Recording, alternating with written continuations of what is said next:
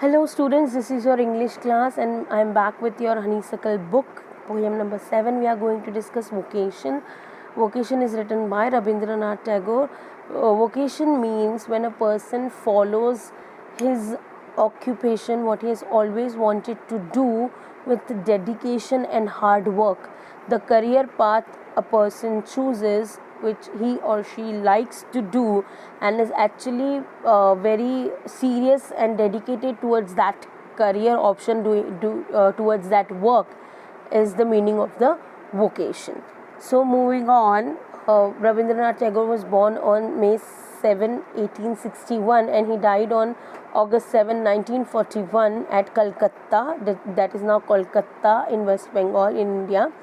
He was a writer, song composer, playwright, essayist and a painter. He is also awarded Nobel Prize in Literature in 1913. Rabindranath Tagore is the poet who composed the national anthem of India and won the Nobel Prize for Literature and was a multi-talented personality in every sense. Why? Because he was a Bengali poet, he was a visual artist, he was a playwright, he used to write plays, novelist, painter and a music composer. So today Rabindranath Tagore is often remembered for his poetic songs which are both spiritual and mercurial. His works were admired by people of various countries and he eventually became the first non-European to win a Nobel Prize in Literature. So this is how the journey of Rabindranath Tagore is. Moving to our poem. This is the stanza 1 of the vocation. When the gong sounds 10 in the morning and I walk to school by our lane, every day I meet the hawker crying, "Bangles, crystal bangles." This is nothing to hurry him on. There is no road he must take, no place he must go to, no time when he must come home. I wish I were a hawker spending my day in the road crying, "Bangles, crystal bangles."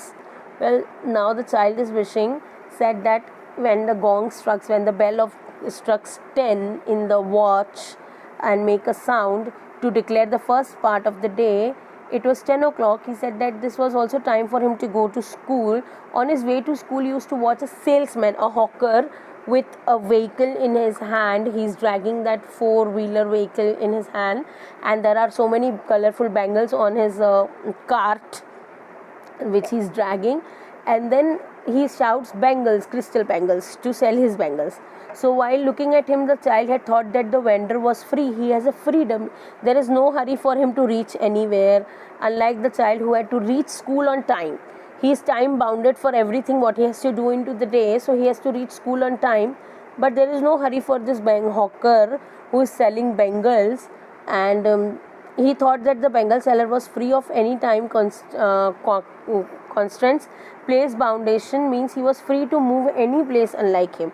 That means places for the child, the poet, is decided to go. He has to go to school, then he has to come back to house, and then he has to perform through activities. So for the hawker, there are no boundation of going anywhere. He can do. He felt as if he was under strict observation and vendor was enjoying complete freedom. So he was so impressed by the freedom of hawker that he wished that he would be a hawker, and he wished to move freely and shout just like him in the streets.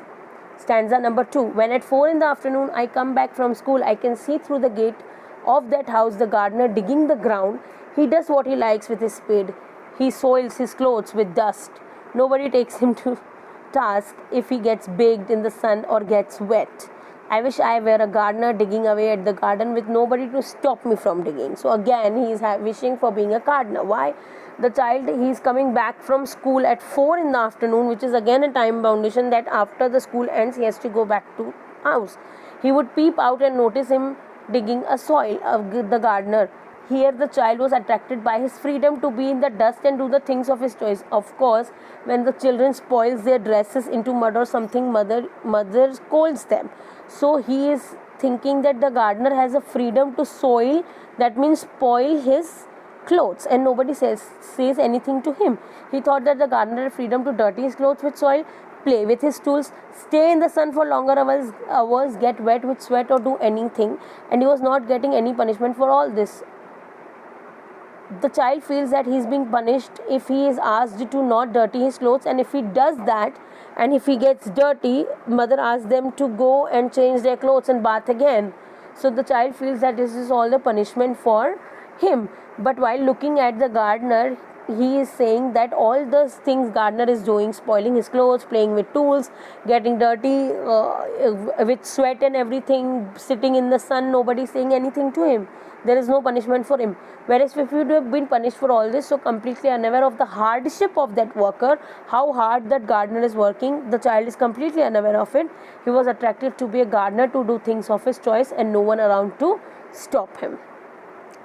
Just as it gets dark in the evening and my mother sends me to bed, I can see through my open window the watchman walking up and down. The lane is dark and lonely, and the street lamps stand like a giant with one red eye in its head.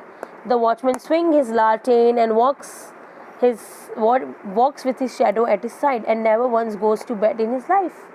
I wish I were a watchman walking the street all night chasing the shadows with my lantern. Obviously, parents don't let their children go out into the night. So watchman has this freedom to go out at night and watch this colony at night. So his mother is sending him, the poet, to sleep in his room, where there used to be an open window. From there he would notice a watchman walking there and here from one side to other side in the dark lonely street. He also had a lamp in his hand which looked to him like a superhuman with a red eye in his head. The child was so attracted to his freedom of walking the streets at the night without being scolded or without being stopped, that he also wanted to become a watchman, so he could walk all night in the street running after his shadows with a lantern in his hand. So he has this impression that watchman is allowed to walk at night, he does not sleep at all. So the child also wants that kind of freedom. So what is the conclusion of all this story?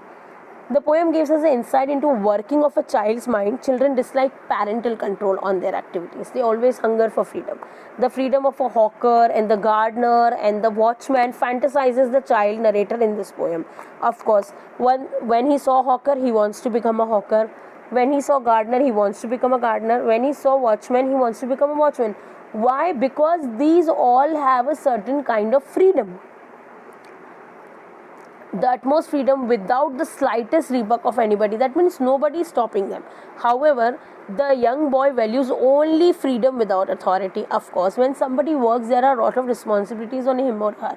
So the child is only seeing the freedom in their work, but what about the authority? What about the responsibility they have? They are doing all these jobs in order to earn money and feed their family, because they are the bread earners. They bring bread and butter to their family. So these are the hardship. He doesn't at this point realize what education and discipline would bring to him. Foolishly, the boy does not see the hardship that each worker faces. Of course, being a hawker, being a gardener, being a watchman, nothing is easy. Everything comes with a price. Everything brings the responsibilities to you. So he is childishly looking at only the freedom concept, and is not looking at the hardship. Therefore, the outlook of the boy is obviously childish. So now, hopefully, the time and maturity will enable the boy to find his vocation, that means his career, through his education and commitment to a profession. So this is how I am concluding the poem, that when we see certain people, we tend to like their profession, what they are doing, but we obviously forget that every profession, every work has its price. That means it has its perks also, it has its disadvantages also. There are some advantages and there are some disadvantages, but every work is needs to demands hard work. So every work is not easy. Not a single work in this world is easy. So when we look at somebody, we only tend to look at their freedom, what the child does in the poem, but we don't see the hardship behind that.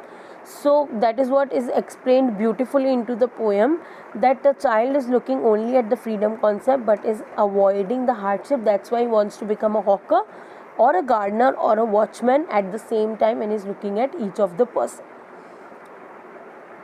Thank you so much for watching the video. I hope you understood the poem well. Do read this poem from your Honeysuckle book and let us know if you have any doubts. I'll be back with another chapter soon. Till then, please take care and be safe.